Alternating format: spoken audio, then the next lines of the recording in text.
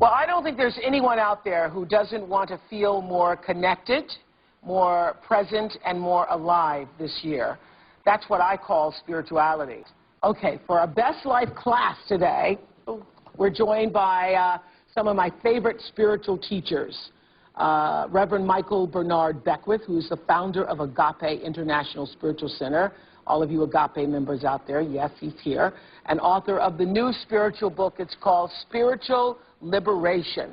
And Elizabeth Lesser, who is the author of The Seeker's Guide and Broken Open. She also co-founded the Omega Institute. And the Reverend Ed Bacon, who is rector of All Saints Episcopal Church in Pasadena. Cedric is joining us from his friend's house in Decatur, Georgia. Hi, Cedric. Hi, Oprah. How are you? Oh, good. What's your question for our spiritual panel? I'm a 33-year-old guy. I grew up in a rural part of Alabama, and I happen to be gay. And the troubling part of our culture, which is largely anti-gay, being gay is a gift from God, but our culture doesn't understand that. And consequently, the culture sends messages that you ought to isolate.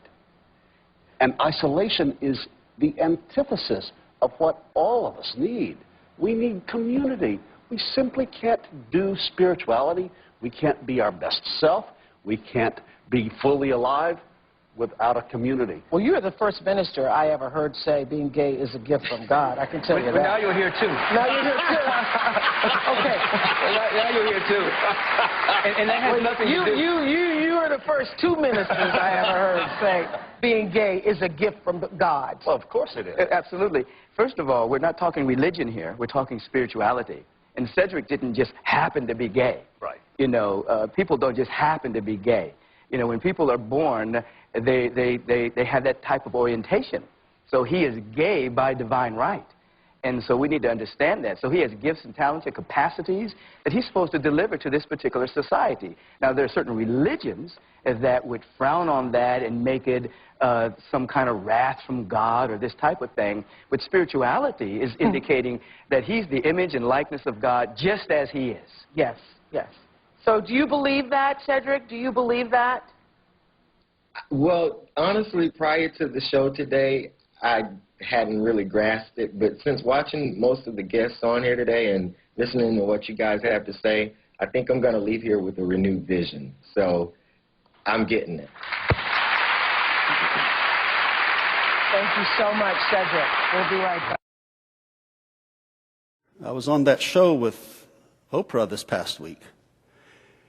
And by prearrangement, there were 4 or 5 people who called in through Skype so that we could talk to them in real time about their current problems in life. And 2 folks, a brother and a sister of mine and I, our job was to give a spiritual response. There was one man who is African American and who is gay, who grew up in Alabama and now lives in Atlanta. And his presenting problem was that he overspends. But he mentioned that he was gay. My colleagues on the panel gave him the truth that came from their heart. And it occurred to me to say that because the culture is so prejudiced against gay people, particularly where he lives, that it's easy for him to isolate. And it was very important for him to understand that being gay is a gift from God and to be in a community where he didn't have to isolate around that truth. And Oprah Winfrey said, well, I never heard a preacher say that on my show.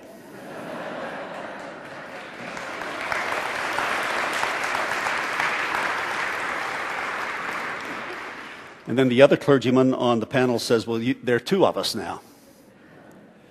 And then in about 5 minutes, we started getting all sorts of email and telephone calls here. And so did the website and the offices of Oprah Winfrey. And most of it was very grateful and positive. But some of it is the most vitriolic stuff I have ever read. Calling for the recension of my ordination, saying I didn't know what I was talking about, and saying, show me where in the Bible it says that being gay is a gift from God. Interestingly enough, and ironically enough, the most mean-spirited email and voicemail that came were from Christians. Well, if those folks would read the Bible, they would see that in Genesis, it says that when God created humankind, God said that we are good. All good. Didn't mention any exceptions. And at the baptism of Jesus, the heavens opened, and God said to Jesus, you're my beloved, my chosen, and that applies to all of us in our baptism. And the very center of the Bible says, love the Lord your God with all your heart, mind, soul, and spirit, and your neighbor as yourself.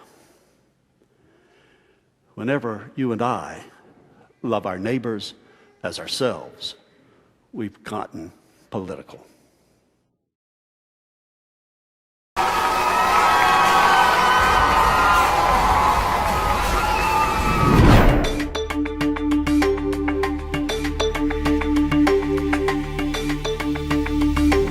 Her name is Britta Filter, and she is the Queen of New York!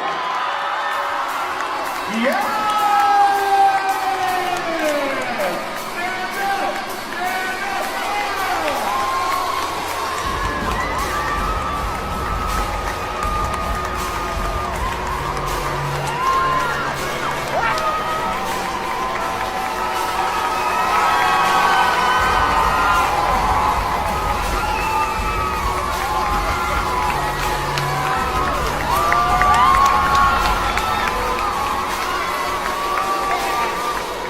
Loving Creator, Holy One, and Diva of the world, may your word shine upon us like glitter under the stage lights. May it pop like a death drop in a crowded, dingy basement.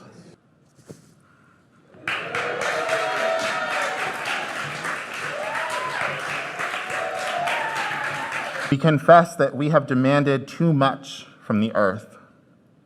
We confess to the sins of racism, sexism, homophobia, transphobia, ableism, fatphobia, American imperialism, and Christian supremacy. We confess that sometimes we forget that all life is connected. We want to make sure that everyone knows that all are welcome here. Pride isn't a place, it's a feeling of being proud. The pride flag represents being proud of who you are.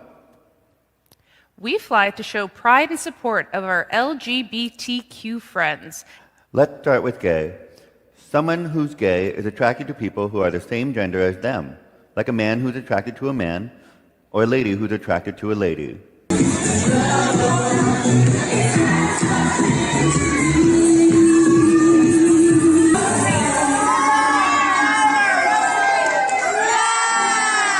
I am thrilled beyond thrilled to be presenting to you local drag legends.